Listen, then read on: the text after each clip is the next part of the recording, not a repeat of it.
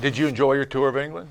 Yeah, I had a great time. I actually had a stomach virus when I did the special. So a lot of times when I'm leaning over, kind of laughing, it's because it's cramping up. It's just like I was actually joking that when I was over there, after 5 days of eating over there, I now understood why Gordon Ramsay was so mad all the time. Because,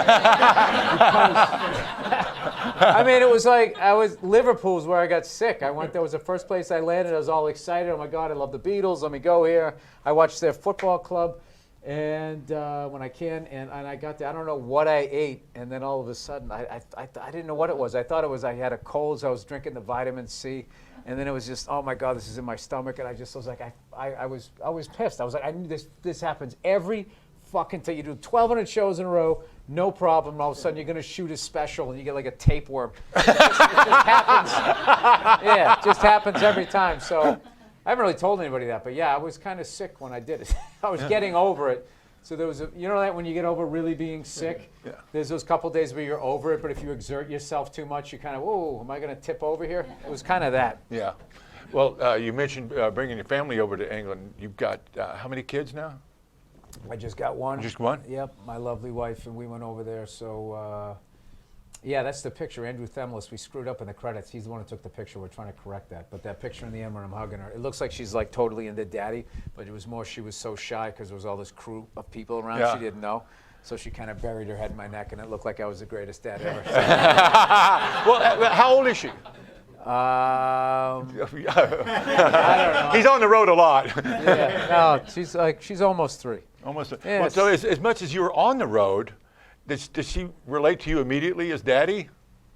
Oh, yeah, no, she does. But she now, like, anytime I leave the house, she'll just be like, Daddy going to work? Daddy get on an airplane? Which really breaks my heart. So I try not to do that too often. And I bring her a lot of places. Like, I did a acting gig over the summer, and I brought them all out there, and it was great. Then I had a lot of off days.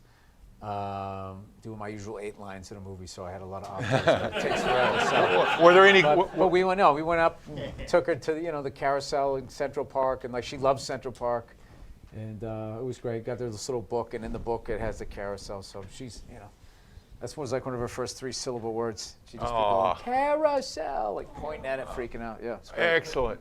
Well, when you were out on the movie shoot, it was a remote location? I mean, was it? No, it was if you want to call Staten Island remote. A lot of New Yorkers will look at it that way, but I love Staten Island. When I was first, like I only drove through it once. I lived in New York for like 10 years, and I only drove through it one time because I had a gig. I was doing Vinnie Brand's place. I saw it on Billions last year, just a bit of it. Oh, it's a different world. Yeah, no, but it actually reminded me where I grew up, so it was funny. It was a funny place, a lot of characters and stuff, and a beautiful theater out there, the St. George Theater, which I'd love to do a show there. Well, you said you grew up outside of Boston, right? Mm-hmm. And were you raised with those Boston Irish comics at those clubs there? No, all those guys that you knew, Sweeney, Gavin, and all of them, they established it. Yeah. And they were just like. And they all came out to L.A. They were made guys when I showed up, and the Boston comedy scene was no joke, and it was just like It was just, a laugh every 8 seconds. They were like a laugh every like 6 seconds. Like they just went up and murdered. Yeah. Then I also think it was like a height requirement. They were all like 6'2", 6'3". Yeah. Lenny, Gavin, they were all Sweeney. They were all like 6'1", 6'2", 6'3". You just came in. They were like, Redwoods or whatever. There's a Showtime. Sounds like one of them's walking. There's a Showtime special.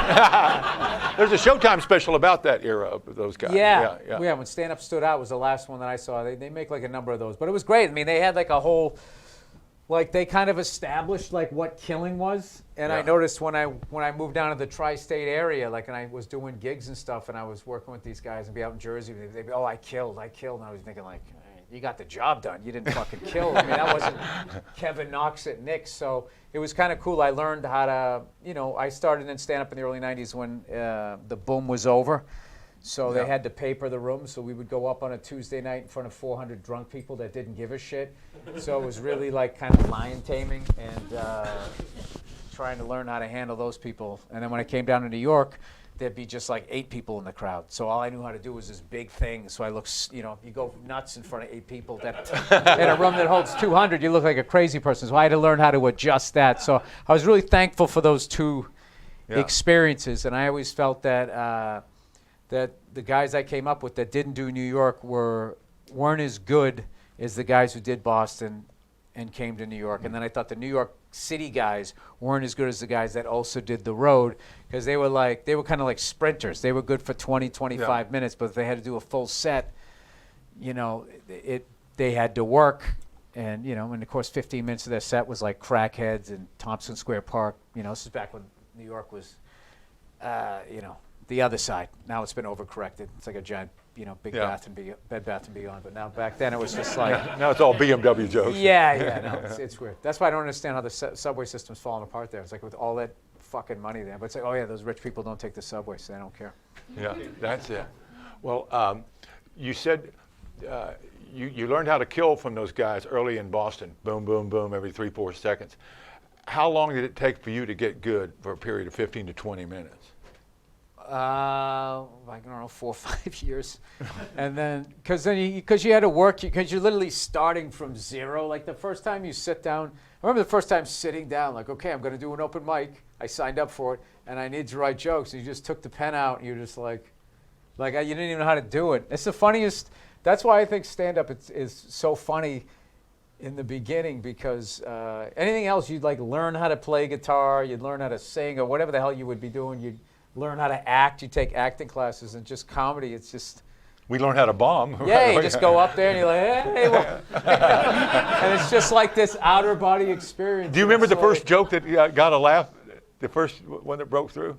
Got a good laugh? No. I remember going up on stage and forgetting everything I was going to say, and I started in the middle of the shit that I wrote. And then I remembered the beginning, and it was just like, I always said it was like a Tarantino movie, like Travolta's walking by in the background. Like it was a mess. It was a mess. Hamilton. Hamilton. Hamilton. Argus Hamilton. Argus Hamilton.